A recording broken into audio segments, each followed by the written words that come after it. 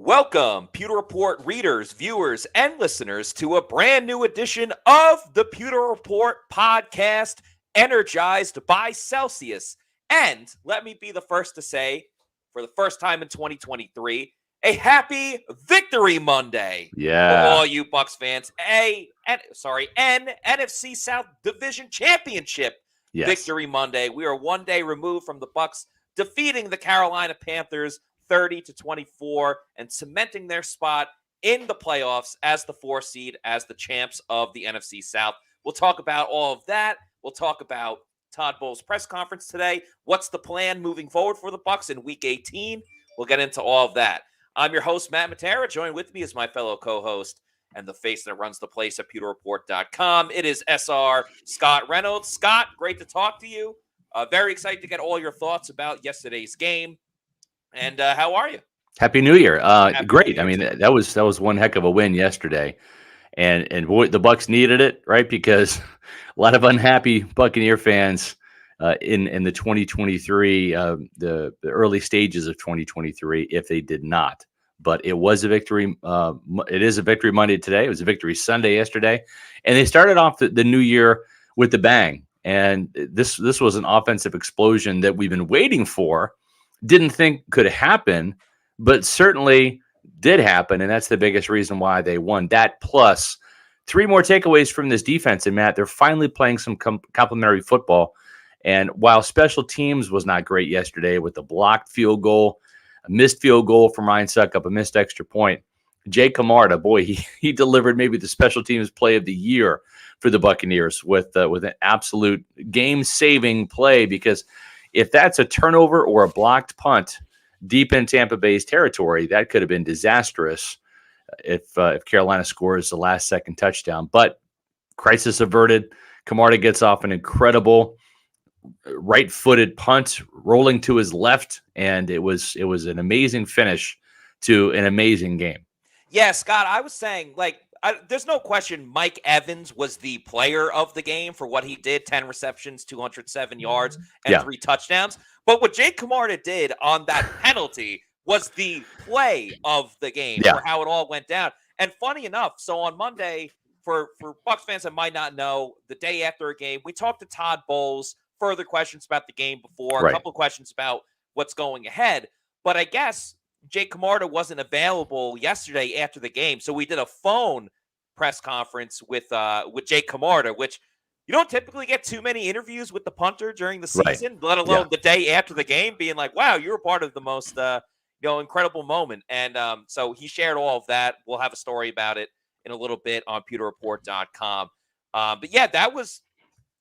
I think Greg Olsen, he was the color commentator for the game, kind of said it best, because as soon as the snap came out and it was pretty low, and that's why it got botched and the whole thing ensued.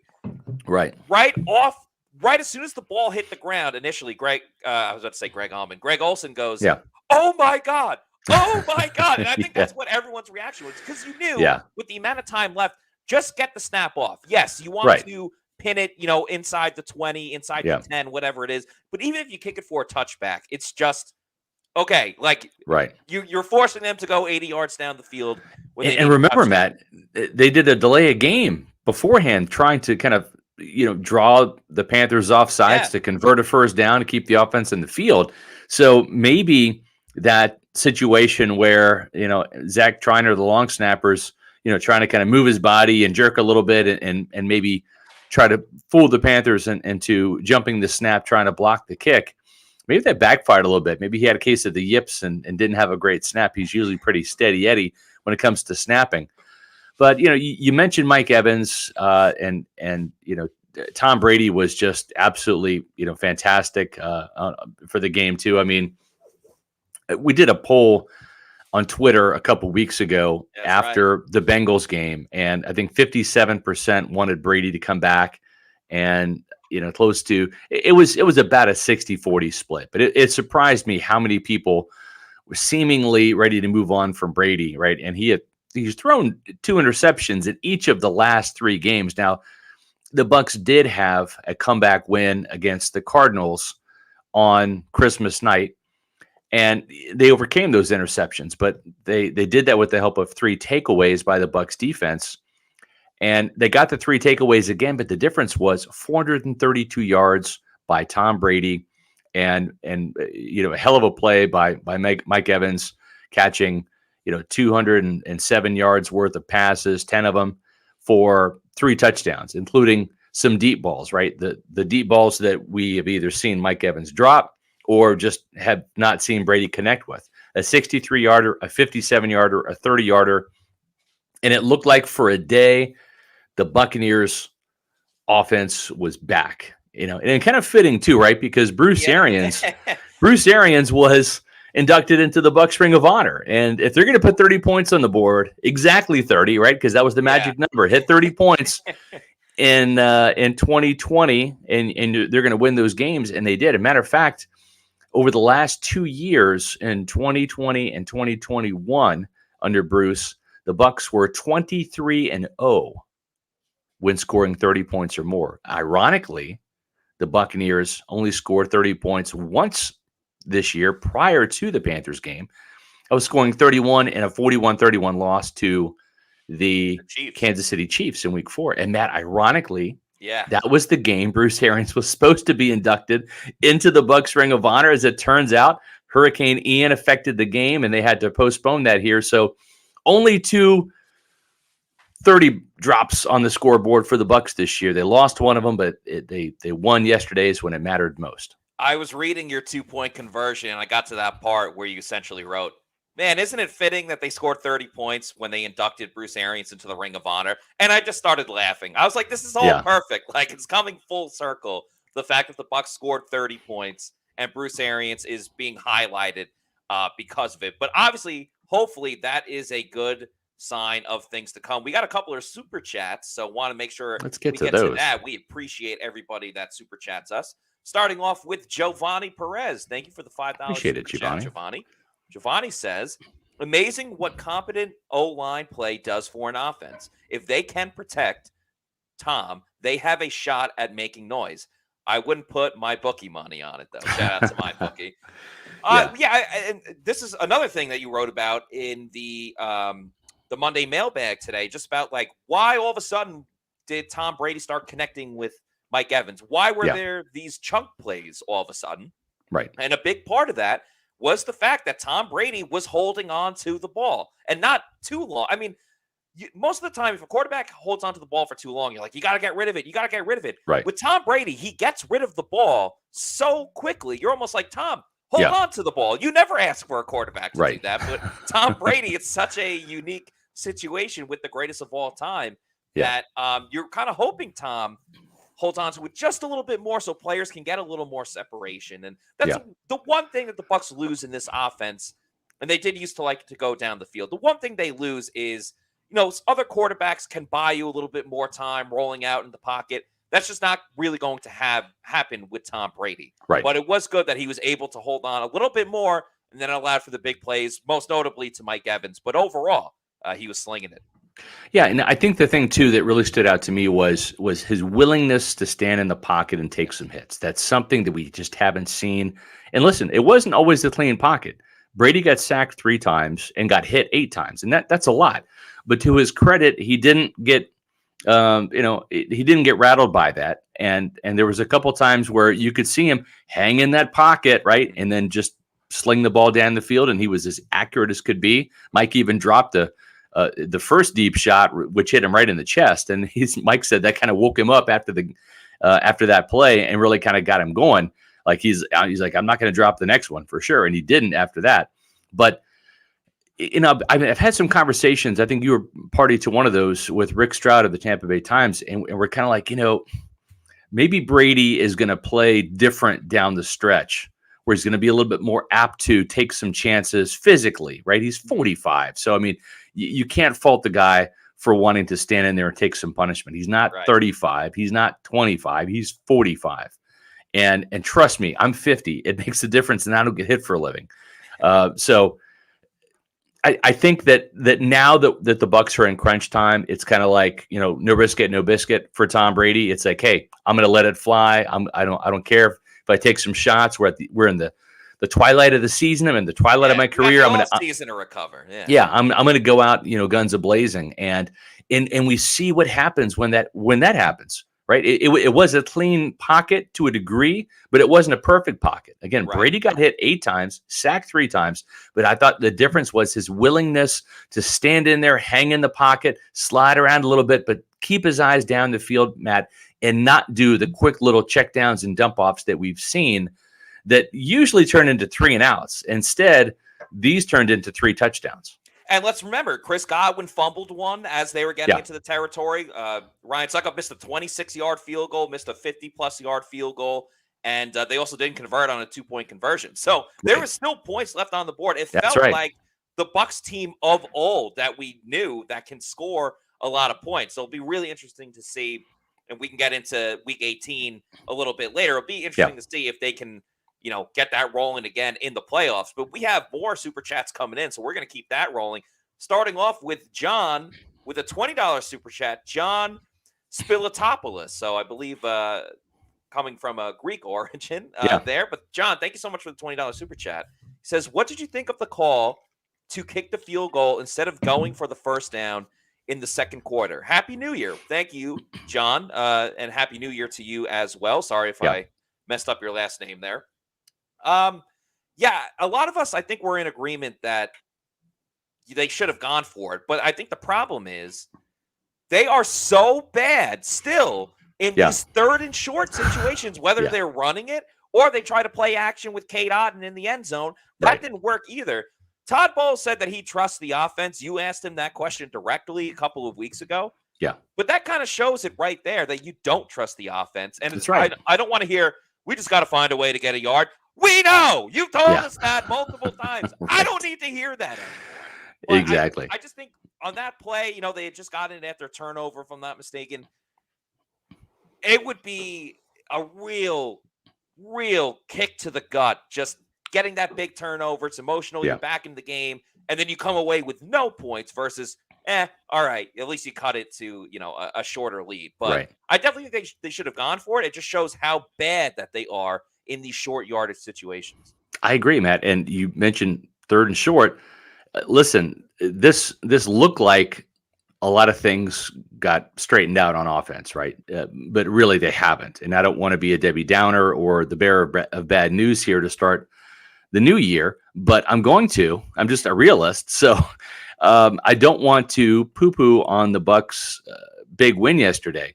But the difference in the game was those 3 big shots from Brady to Evans.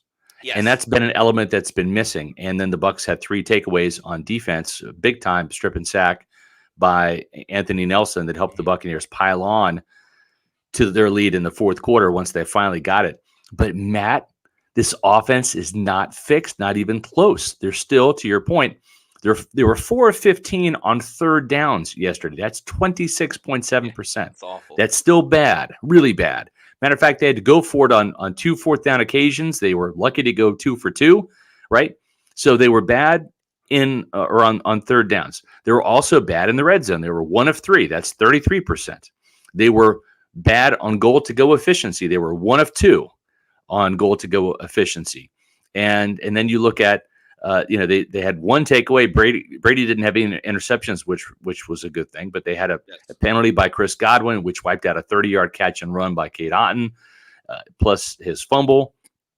And so the only thing that they got right really was the deep passing game and the point production. Those 2 elements have been missing this year. But again, even the Buccaneers couldn't run the ball well. They ran the ball 25 times for 67 yards. That's a woeful 2.7-yard average. The only touchdown came on a 1-yard quarterback sneak by Brady. So the Bucs running game still hasn't gotten fixed. The third downs were still awful. The untimely turnovers and penalties are still there, and the red zone efficiency is still not there either. So the story of the game, folks, was basically 3 big pass plays from Tom Brady to Mike Evans. And again, we haven't seen that all year. The Bucs get credit for that. I'm not trying to take that away from them.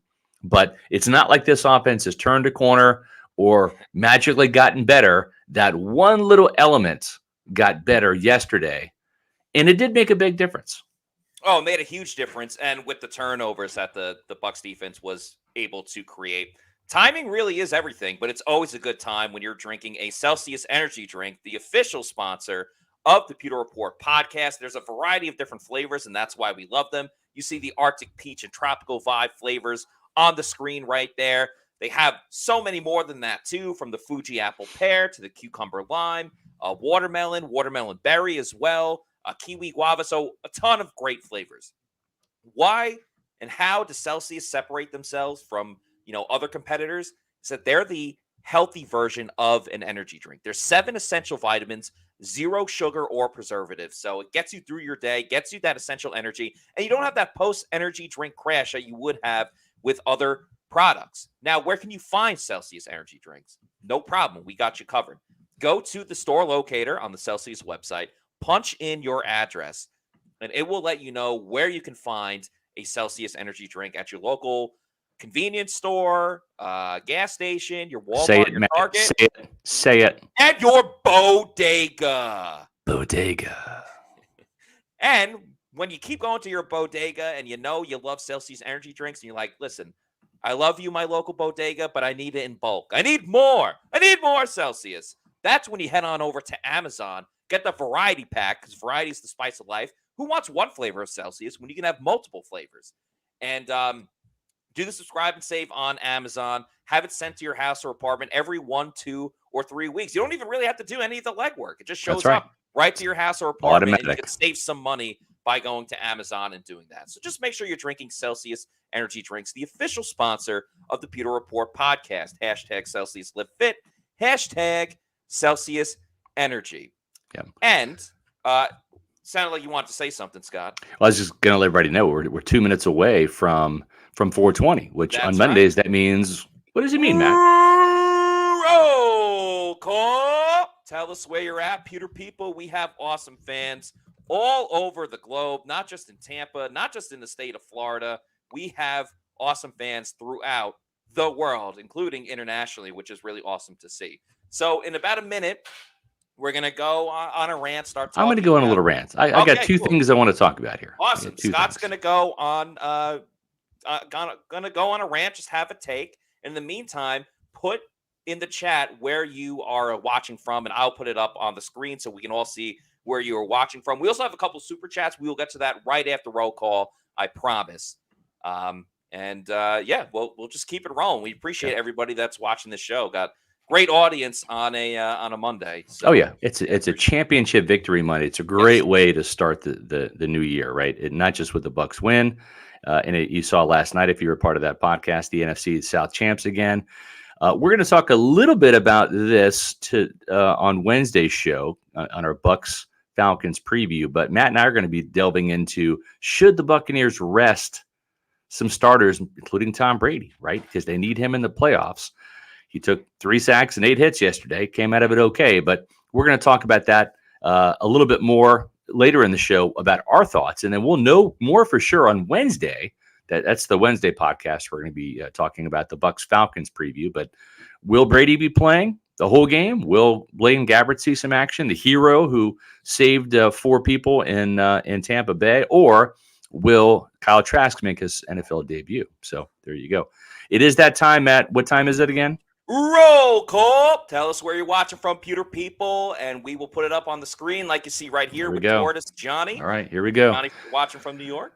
All right, so here's a couple things that I got to talk about that are on my mind. First of which is just because I love defensive play. I'm a defensive-minded guy. Is just the play of Anthony Nelson. This guy has come up absolutely clutch over the last 2 games, especially really down the stretch. Once Shaq Barrett was gone from the starting lineup, right? The Bucs had kind of a quartet of rushers with Anthony Nelson playing opposite Joe Tryon-Shoyinka in the starting lineup. Then Carl Nassib got some snaps and deservedly so, played really well.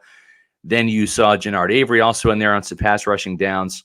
But the last couple of games, it's just been the JTS and Nelly show because Avery went on injured reserve. Carl Nassib has a pectoral injury that's not allowed him to go. So these 2 young Buccaneers have been going wire to wire in the last couple of games. And Nelson's come up with 2 big strip sacks, the one last week against Arizona on Christmas night, deep in Tampa Bay territory, wiped out a potential Cardinals scoring drive. And that was important because the Buccaneers won 19-16 out there in the desert in overtime. And then, of course, once the Buccaneers finally took the lead, the Panthers had a chance to reclaim it. Anthony Nelson said, "No, sir, not today, not on New Year's, not in Tampa Bay." And he got a strip sack of Sam Darnold, which is what he had last year in the season finale. Not a strip sack, but he had a sack. So Nelson finished last year with a flurry. If you remember, Jason Pierre-Paul injured his shoulder, and Nelly got more snaps as a result, and he went on to become a really integral part of the Bucs pass rush with 5 sacks, most of which were down the stretch. He has a new career high 5.5 sacks, and believe it or not, he leads the Bucs in forced fumbles, Matt, with 3. So Anthony Nelson in a contract year is making himself some money right now. I hope he stays in Tampa. I think he's a great fit down here. The Bucs don't know what they're going to have necessarily with Shaq Barrett next year. Matt, he's coming off of a torn Achilles tendon. That always is a bit of a cause for concern. Everybody's different, Matt, but we saw O.J. Howard really struggle coming back from that Achilles tendon injury that cost him much of the 2020 season. He just wasn't the same last year at all. And so I have to think that Shaq is going to be back, but is he going to be back to 100% when he returns to the field? Even Chris Godwin wasn't. So it takes some time with some of these real serious injuries. And I'd love to see Anthony Nelson coming back. But every time he goes out there in the field and makes plays like he has against the run, getting strip sacks the last 2 weeks, Matt, the price tag keeps going up and up. And I'm happy for the kid because even though Todd Bowles calls him gangly, I asked him about that after the game. I said, "What are your thoughts on Todd Bowles calling you gangly? Is that an insult or you take that as a compliment?" He's like, "Well, I guess I'm 6'7", 270 with these long arms, so I guess he can call me that." But listen, I really appreciate the kid. I think he's doing phenomenal things. And then my last little part of the rant here is Mike Evans. Boy, what a game for him to erupt. 3 touchdown catches. He had 14 last year. The Bucs have missed his touchdown production all year long.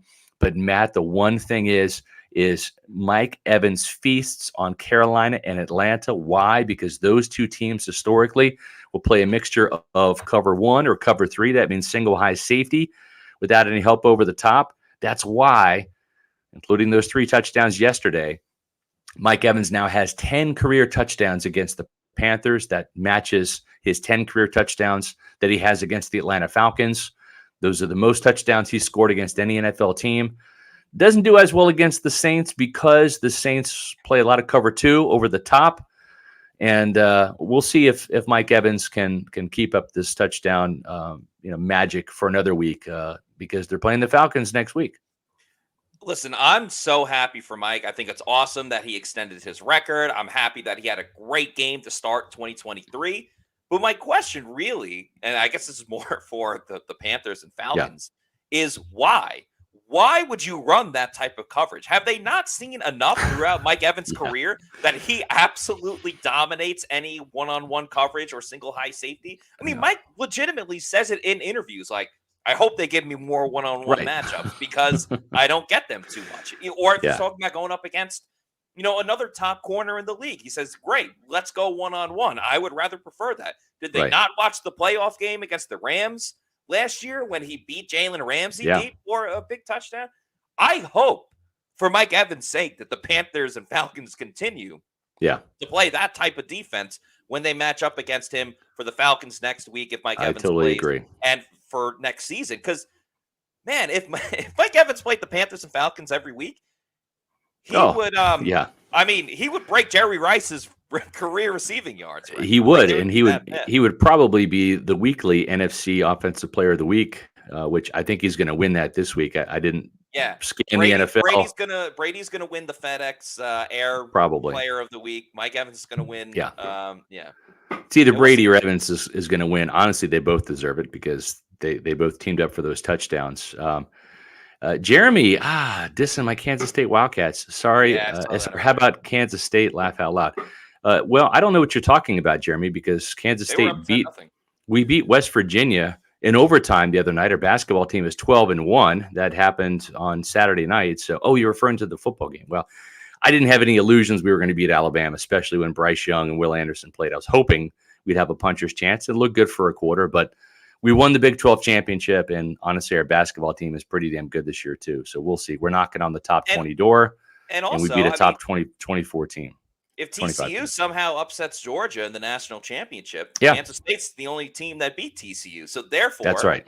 Kansas State is kind of the national champions if you want to go Bailey Adams and the UCF route. So. Right. Yeah. Well, I'll just say this. I think I predicted TCU and Georgia winning their respective games. I thought the college football playoffs this year was absolutely amazing. Both of those games were phenomenal. The ball was dropping right as Ohio State was lining up for that kick. Yes, it was crazy. So I was very happy. I'm a Georgia fan. My wife Ashley's from Georgia, so big time Bulldogs. Also, Todd Monken is the offensive coordinator. I was texting with Todd and wishing him a happy new year and congratulations on the win. So we'll see if I'll be doing some more texting with Todd come 2023. I hope that would be the case. I'd love to see him down here in Tampa as the offensive coordinator next year. We got another super chat, Matt. We have a couple. Yeah, we have a couple super chats. We'll start with this one. KGH for life. Thank you for the $5 super chat. You were in the chats yesterday as well, so appreciate it. Glad the Bucs won. However, they have problems. Can't run the football. Third downs and red zone struggles with no solutions in sight. The Cowboys worry me. So I'll answer the last part first because everything you just said, KGH, it's all true. Is all true. No lies detected. I don't know how much more we can expand on that. But again, to your point of the 2-point conversion, would you rather have the Bucs play the Cowboys or the Eagles? I'm totally with you. I would much rather have the Bucs play the Cowboys in the first round than the Philadelphia Eagles. Now, you presented the case because the Eagles have a terrific pass rush. They lead the league in sacks. They have multiple players. It's ridiculous. They have multiple players that have double-digit sacks, and one of them is not named Fletcher Cox. So, right. It's crazy. Yeah. I mean, it's the Eagles have 68 sacks this year. 68. Yeah. Okay, that's 17 more than the next closest team, which is the Patriots, and 16 more than the Cowboys, which rank third. Okay, they have all four of their starting. I should say that they're all four of their top pass rushers, right? Because you mentioned Fletcher Cox. Fletcher Cox, the defensive tackle, who's a multi-year Pro Bowler, only has 7 sacks this year, Matt. Right. Only 7. That's more than any Buccaneer player has, by the way. Vita Vea has 6.5, right? But you've got Hassan Reddick with 16, and then you've got three of the 4 starting defensive linemen in Philadelphia have 11. Brandon Graham, longtime venerable Eagles defensive player, loved him coming out of Michigan, would have loved for the Buccaneers to draft him many, many moons ago. Finally got his double digits. He's always stuck on 9 or 9.5 or 8 each year. He's been a tremendous pass rusher in Philadelphia. He finally reached 11, so he's in double digits for the first time in his long career. Then you have Josh Sweat with 11. Then you have Javon Hargrave, one of the best defensive tackles in the game with 11. So 16, 11, 11, 11, and then 7. That's their top 5. Tampa Bay's top 4 are 6.5 with Vita Vea. Anthony Nelson and Devin White each have 5.5. Joe Tryon-Shoyinka has 4.5. And then I think after that, you got a bunch of guys tied with 3. Maybe Antoine Winfield has 3 or 4. But I mean, that's it. So yeah, the Bucs pass rush with a shaky Donovan Smith, who's still kind of injured with the foot, with an injured Tristan Wirfs, with Robert Hainsey and Nick Leverett and Shaq Mason, who didn't have a great game yesterday. I don't want to face the Eagles' defensive line if I'm Tampa Bay. I'm absolutely with you. I'll get to Leo's super chat in a moment, but just to further comment on that and look at a couple of other angles as well. I think the Eagles, their wide receivers are the Bucs match up better with the Cowboys wide receiver group than the Eagles do. Obviously you have to worry about CeeDee Lamb, but AJ Brown and Devontae Smith, 2 really great wide receivers. I think the Bucs would have absolute fits with Jalen Hurts. Is he going to hand it off? Is he going to keep it for himself? I just think the Bucs would have absolute fits with that, where the Cowboys, they're a little more traditional. Dak is mobile, don't get me wrong, but they're going to rely on the run game with Zeke and Tony Pollard. And I truly think the Bucs defense had its issues stopping the run this year, but when Vita Vea and Akeem Hicks are in, They Different have been story. so much better. So you get those guys healthy enough to play in that game. They've had the Cowboys number. I know they demolished the Eagles last year too, but Jalen Right. Hurts has improved that much. I think the Cowboys are just a much, much better matchup for the Bucs, who they've already beaten twice. Yeah, I'm with you. I think there's something to that. And it's not like they can't beat the Eagles, but the Eagles are just so more multi-dimensional. Yeah. You've got a 1,200-yard rusher and Miles Sanders. You have a running quarterback who has more rushing touchdowns than Sanders does. You mentioned the two dynamic playmakers in the passing game, the tight end.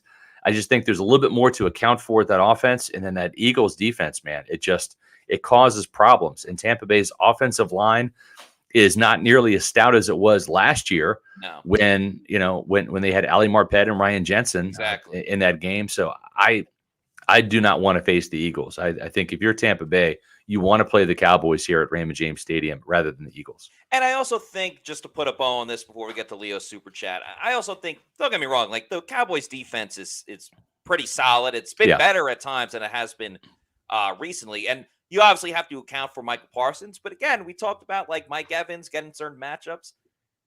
Everyone loves Diggs, the corner from the Cowboys, and he had a lot of interceptions last season, but he gets beat a lot too because he anticipates plays, and you can hit him with the pump fake and certain routes. So I think the Bucs would really like to take advantage of that. That's a great point, Matt. He really is a feast or famine corner. Good exactly. Leo, thank you for the $5 super chat. Thank you. He says, Scott, even with all the stuff around the league, like Derek Carr being benched, Tua's situation, you still think he's coming back, meaning Tom Brady, hope with a new offensive coordinator? Yeah, I think so. It all goes back to his relationships, right? I think Brady's relationships soured in New England, right? He lost a lot of the players he played with. Remember his final year in 2019, he wasn't having any fun. It was basically, who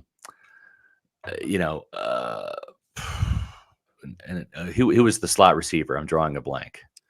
Not Edelman. Julian Edelman. Yeah, that's not. Yeah. For some reason, I had Danny Amendola on the brain. I'm like, it's not Amendola. Julian Edelman. It's Julian Edelman and nobody else, right? That's who he had to throw to. Gronk was retired. I think the relationship kind of soured a little bit between he and McDaniels and Bill Belichick, and he was ready to leave. Obviously, he did, right? So I think that he left New England because of the relationships more than anything, and not having the weapons and all of that.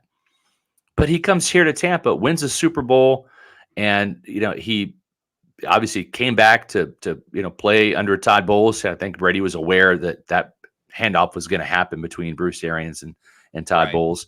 He hasn't come out and said it, but listen, we don't get to know all of the information that goes on behind the scenes, right? I mean, they're not going to call a press conference and say, here's exactly what's happening behind the scenes. But Brady was in the know. You have to believe that.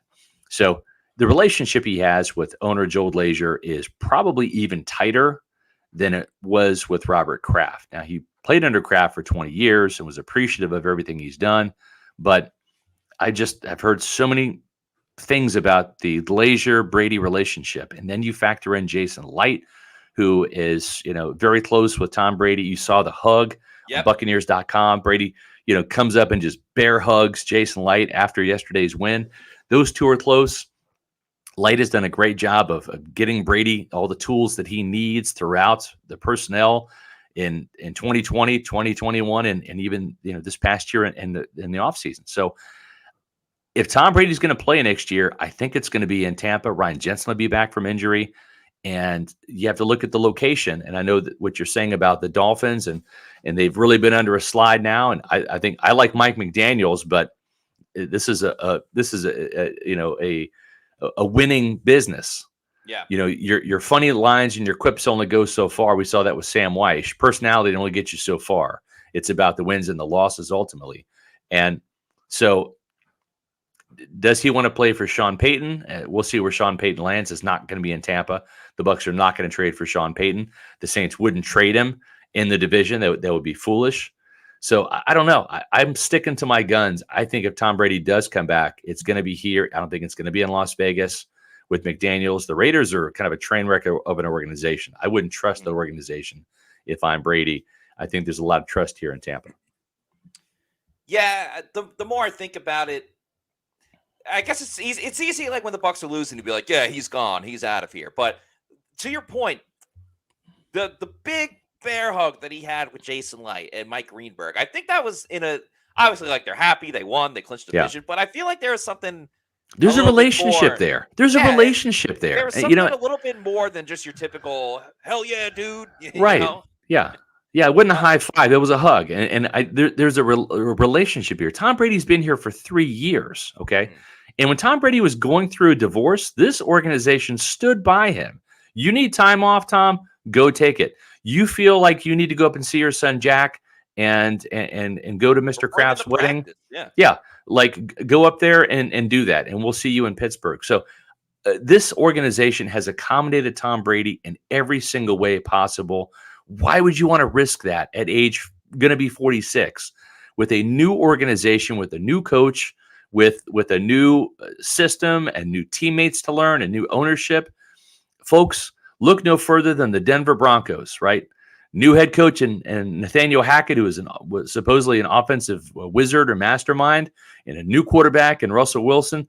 Broncos Nation was riding high in the offseason. Let's ride, right? And now it's one of the worst situations in the NFL. The players can't stand Russell Wilson.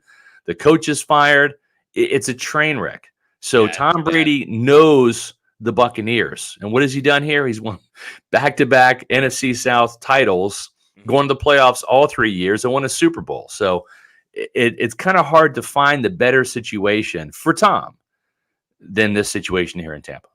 That's a great point. It's a really great point. I'm not going to try to top that right there. There are 2 teams in the NFL right now that they're set with their quarterback situation.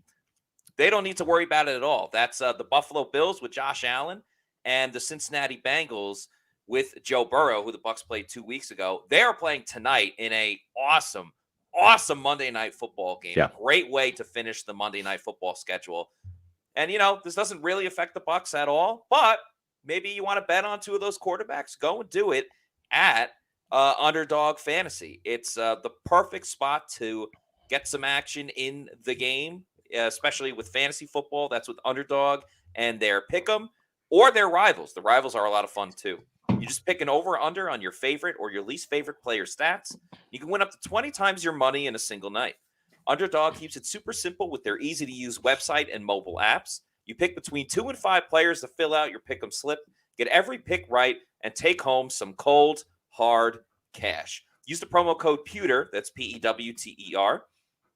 Get your first deposit doubled up to $100 by Underdog. Even if you learn from Plant City Math, you know that is a heck of a deal. So once again, it's Underdog Fantasy with their pick'em and rivals games. Use the promo code Pewter, Pewter, and get your first deposit doubled up to $100. Obviously, we love using it for football. It's great to use it for all sports too. They have it for basketball, hockey, the UFC, golf, everything else in between. So check out Underdog Fantasy. Richard with a comment here. Crazy. Mike Evans has had a game where he has 2 receptions for 2 touchdowns for 2 yards. I think it was against the Saints. Yeah. And now 10 receptions, 207 yards, and 3 touchdowns, all 30 yards or more. Yep. That's good stuff. Edward, I'm 28, and when my 5-year-old son hits me, it hurts. I can only imagine being 45 and having a 300-pound man trying to take my head off. I'm with you on that one as well. I was going to say this real quick, and we'll get the super chat. This is probably the sneakiest little under-the-radar stat right now.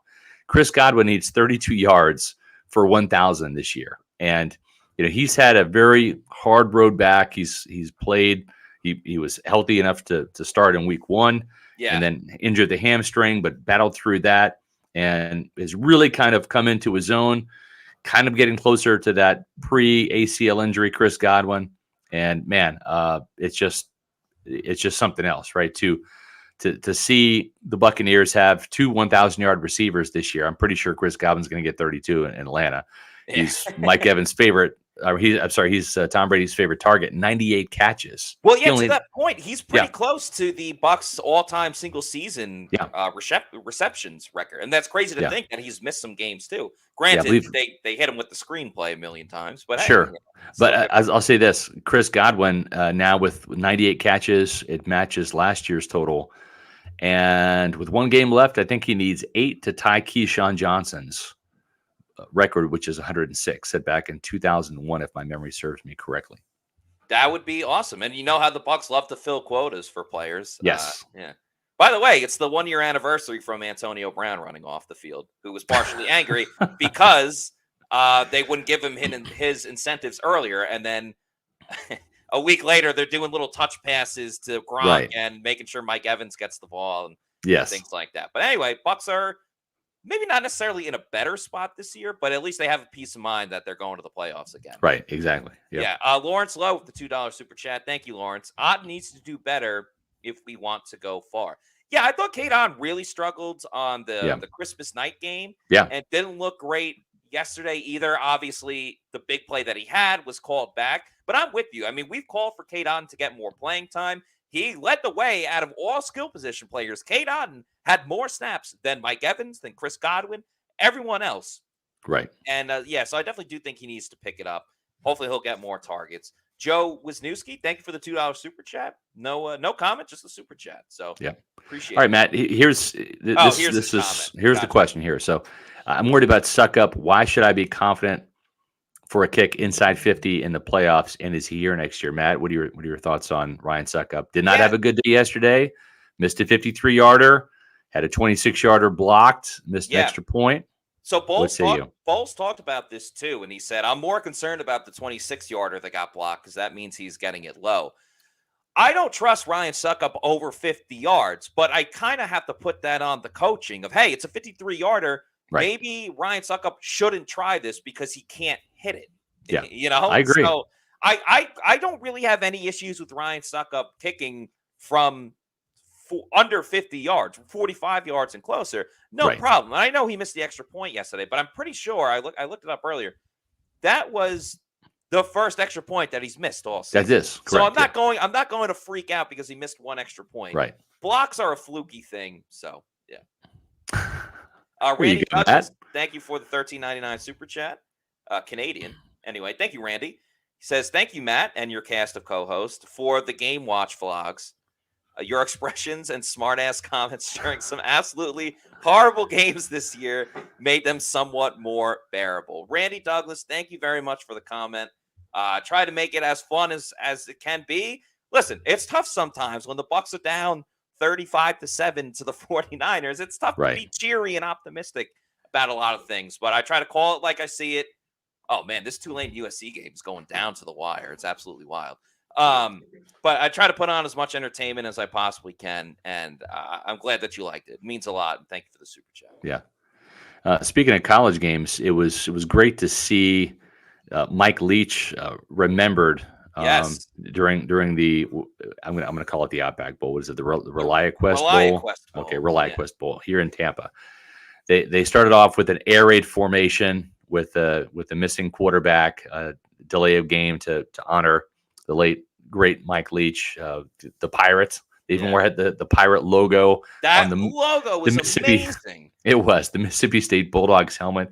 It was awesome. And then for them to win the game for the Pirate was just a. Did you see tremendous, how? Yes. Again, the gambler in me who had Mississippi State -3. I was fine. I'm like, all right, we got to push there, and then they recovered the fumble at the end. That was again perfect for the Pirate because just weird, innocuous, not weird, but innocuous, unthinkable things happened. And not only did Mississippi State win for their late coach Mike Leach, but they also covered. So so you're talking about the Tulane USC game, and right now it looks like Tulane still has the ball, but USC is winning 45-39. I'm telling you right now, there's two guys to keep an eye on in this game.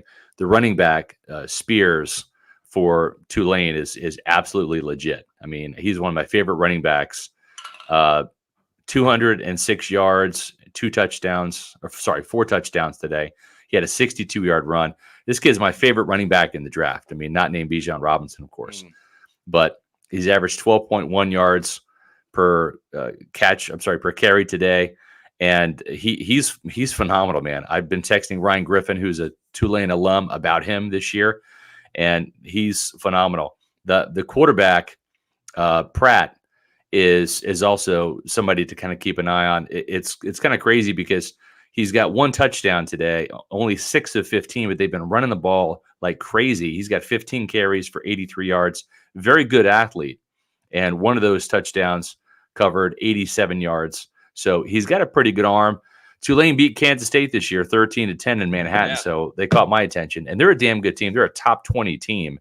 And they're giving USC everything they can handle right now. So those are 2 names that are kind of under the radar from the Tulane Green Wave. Remember, the Buccaneers drafted Sean King, the quarterback from Tulane, after his perfect season way back when. I think it was 1998. But, those are 2 guys to keep an eye on. And the Buccaneers also know about those 2 guys as well. So we've had some conversations there. Charlie says SR had an eye for the running back, folks. Watch out. So well, keep that on your radar. One of the guys on our radar last year was Rashad White. We had him in our final mock draft going to the Bucs, and he's I think going to be a pretty good running back here. Scott, let's talk a little bit about what Todd Bowles had to say today. Obviously, the number one topic going into this Week 18 game is, should the Bucs play their starters? Why would they play their starters? They have absolutely nothing to play for. And I think it's important to point out, Todd Bowles, he didn't commit one way or the other. But what he did, a couple things that he said was the fact that, listen, you only have so many guys on your roster. Like, some starters are going to have to play just like out of necessity.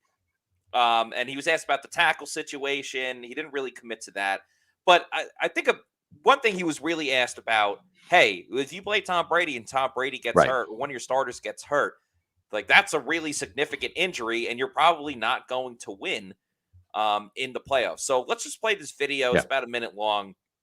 Todd Bowles answering about, well, what if you worry about this guy getting injured? What if you worry about that guy getting injured? Player offensive line. How do you weigh the potential of losing a key player that would greatly affect your chances the next week? I mean, it's football. You can't play 16 games and then worry about the 17th. You can't play 3 preseason games and 16 games and practice every day and say he may get hurt on the 17th game. He can get hurt the first week, he can get hurt in training camp. If you worry about that, you're probably going to get hurt anyway.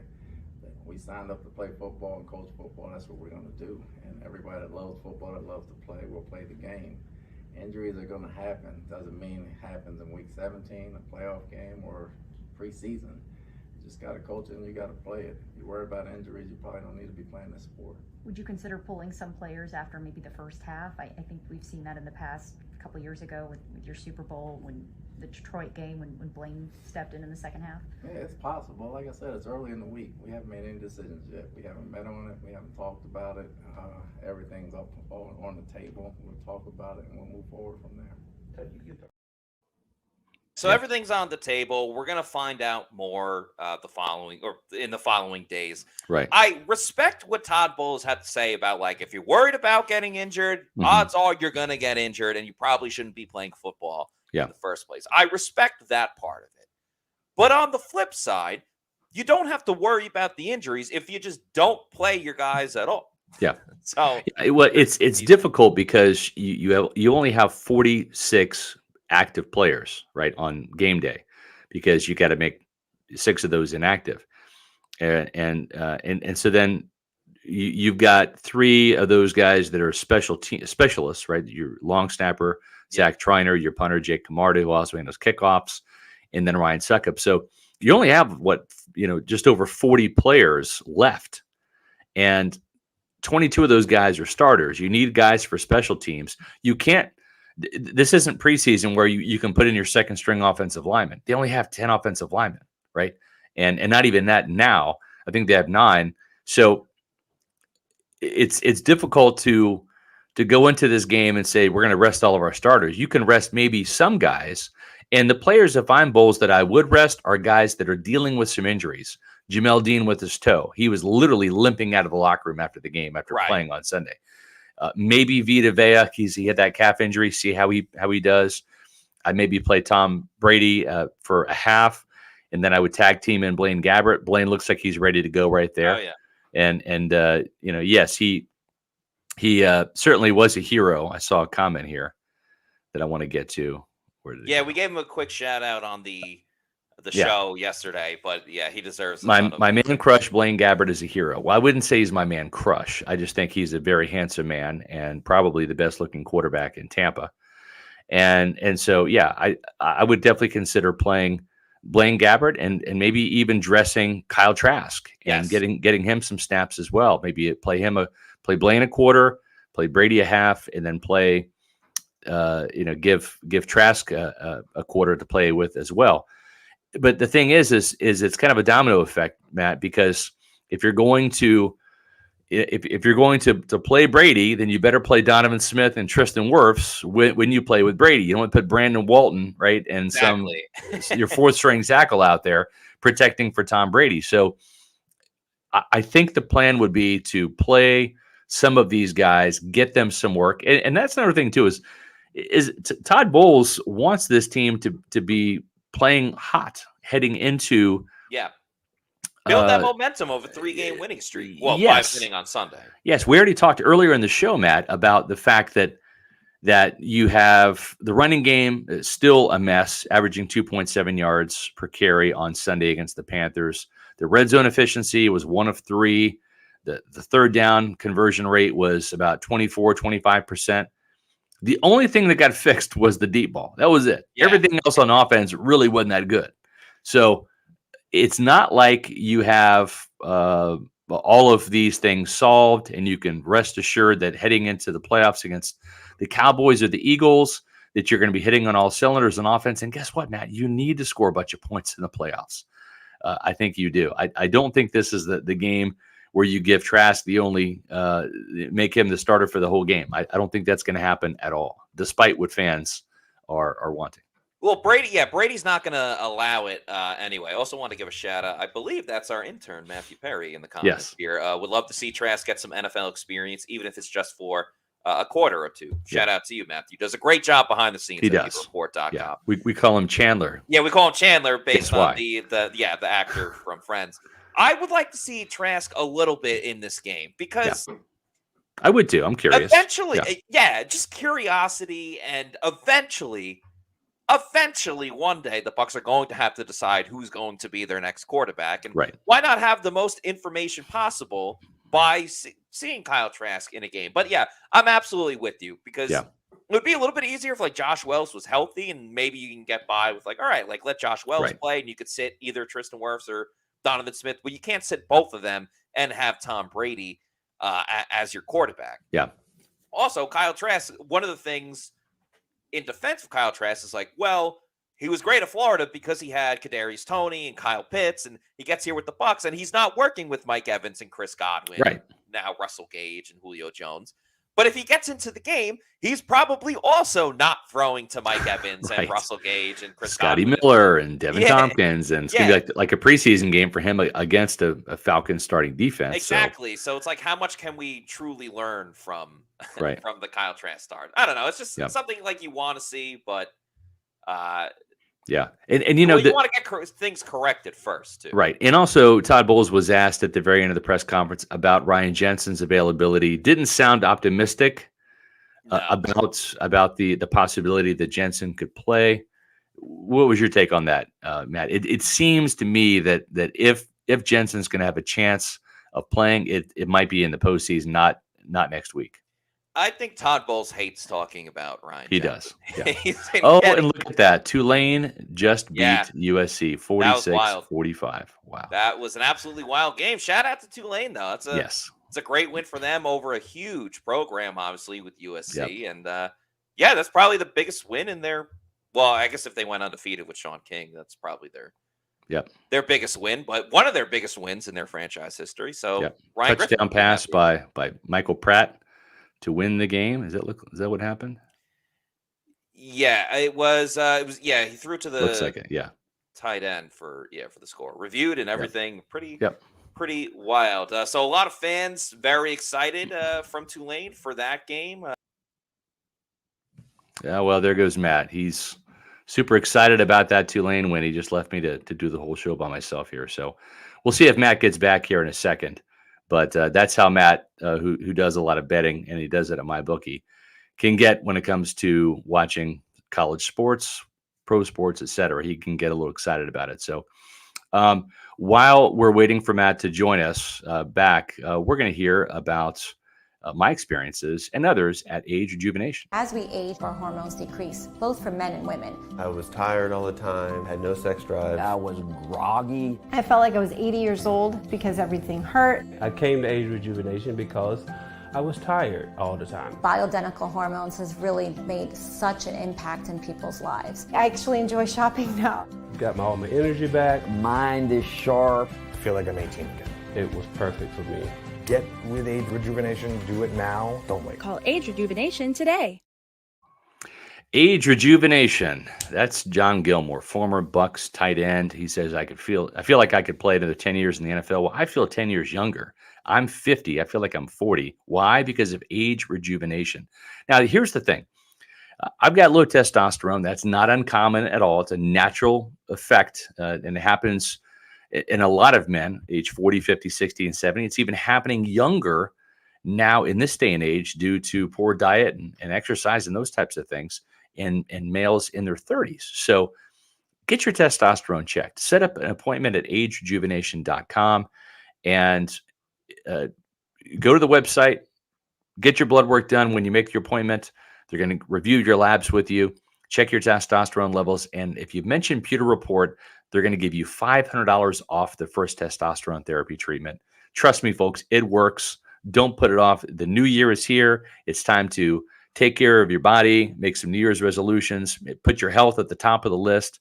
And speaking of health, they also offer weight loss plans at Age Rejuvenation. And I've seen my testosterone energy my testosterone levels go up, my energy level is up, my weight loss is really kicked in. I've lost about 5 pounds of fat this year, not just weight on the scales, but actual body fat, just because of my increased metabolism with the testosterone therapy. So 5 Tampa Bay area locations to serve you.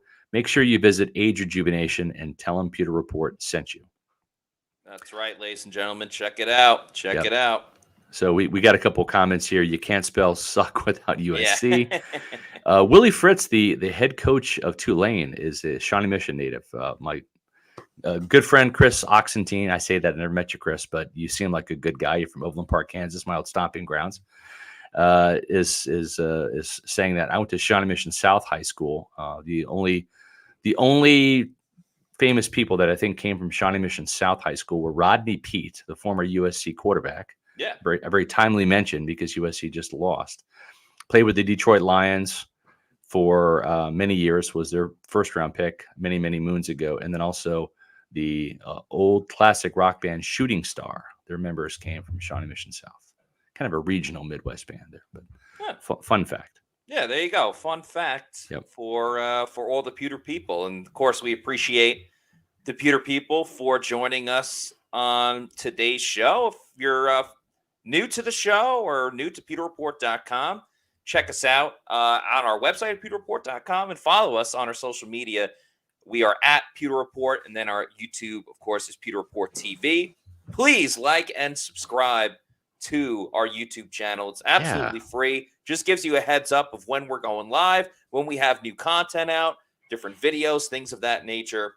We'd really appreciate it if you guys could hit the like and subscribe button. It takes you less than a second to do so, and we would really appreciate that. Chris Oxentine, I've seen Shooting Star several times. Boom, right there on the money. So that's good. I'll have to get a beer with you next time I'm in Kansas City, Chris. So very cool.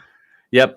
So this wraps up a very fun, interesting show. We had a great roll call today, great participation. Matt, I was too busy ranting to see where everybody was coming from. I know we have a lot of Floridians to watch the show. Yeah, we had a couple of Wichita, Kansas. So sticking with Kansas. We had someone from Sweden. I forgot what city in Sweden, but we had someone from Sweden. I saw Virginia Beach in there. Cool. I saw someone from Boston, someone from New York. Where else? A couple of places upstate New York. Nonetheless, we had great fans from all over. Someone said they just came back from South Korea, which was awesome. Pretty wild. And I don't know how to pronounce his name, but Dactastic says they're from Canada. So there you go. One last roll call to end out the show.